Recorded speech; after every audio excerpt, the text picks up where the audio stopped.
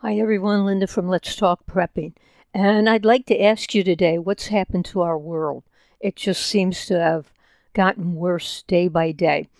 I went to Lowe's today, and I haven't been to Lowe's since winter time, let's say February or so 4 months, 5 months, somewhere like that. And I want you to see the few pictures I took of all the things that are locked up now, that they had the gate up and they have a lock on it. Now, I didn't go through every aisle, and I just looked at a few of the things, but none of this was locked up when I was there in February. And I know I've heard of, the drugstores locking things up in the big cities, but this is not a big city. This is in Lisbon, Connecticut. So why are they locking it up? There must be a reason. And I asked one of the guys, and he says, oh, we have such theft now. And when you look at these pictures, look here at this one. This is the generators are locked up. Look how big the generators are. No one can stick that under their shirt or in their purse and walk out. You'd have to put it in a cart or carry it out. So you'd have to be really bold to steal a generator. And probably the people working there aren't going to stop you. So now just think about this. It's not really a bad time now. I mean, things aren't great, but they're not really, really bad yet. So think what's going to happen when things get really bad. And how bad can they get? You know all the things that are going on. The food shortages. Think how bad it'll be when that happens. The riots and the looting. The supply chain disruptions that are still going on. My air conditioner, it's a ductless air conditioner, it stopped working.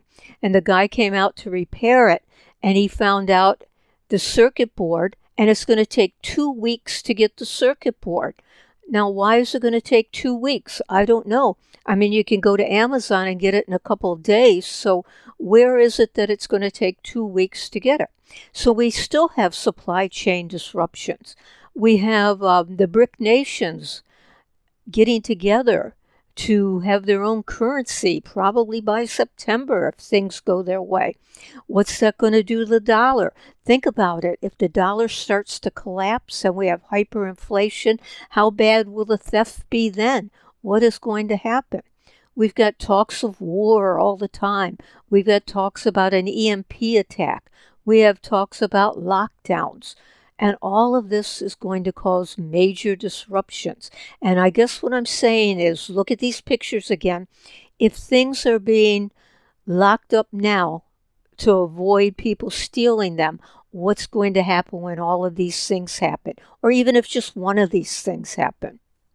So you as a prepper, what can you do? Well, as things get bad, all I can say is to be sure that you have everything you need so you don't have to venture out. I know that's probably going to be pretty much impossible to get everything you need, but try to get as much as you can. And just remember, if you buy something at a store and you're walking back to your car, you can be attacked in the parking lot. Think of these people who are bold enough to take a generator. They're going to be bold enough to attack you in the parking lot or even attack you in your home. So you've got to be hyper aware of your surroundings. You've got to be ready to leave on a You have to be ready to leave on a moment's notice. Don't worry about being inconvenienced and have to come back another day or go to another store. Just say to yourself, my safety is more important, and just be ready if there's any hint of anything to leave. So when some of these things happen, there's going to be chaos in the stores. You're going to have empty shelves, and you certainly don't want to be around when there's chaos in the store. So get everything you need as soon as you can. And that means food, hardware, medical supplies, plumbing, electrical parts, car parts, clothes, shoes, eyeglasses, everything that you might need. Try to get as much as you can right now.